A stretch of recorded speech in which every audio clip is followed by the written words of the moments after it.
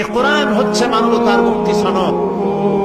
আমরা এই পৃথিবীতে দুইটা জিনিস আমরা চাই, মানুষ যত যাই চাও, দুইটা হলো মেইন, দুটা প্রধান।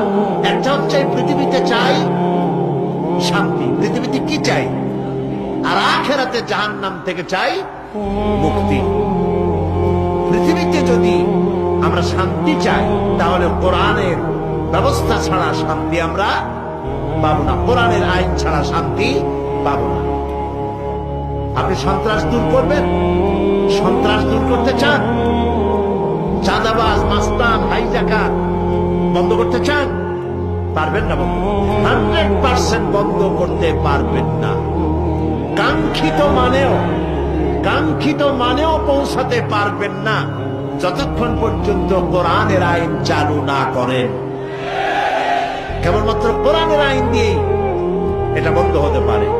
এই জন্য পৃথিবীতে শান্তি যদি চাই, কোরআনের আইন লাগবে। আমি আর রহমান আল্লামাল কোরআন, আল্লাহ যে দয়াবান, তিনি যে মানবতার প্রতি কোরআন নাজিল করে শ্রেষ্ঠ দয়া করেছেন। এক এক করে পর্যায়ক্রমে 5 দিন আমরা এখানে কথা বলবো, ইনশাআল্লাহ আমি আলোচনা করব। বলেন সবাই ইনশাআল্লাহ। আল্লাহ যেন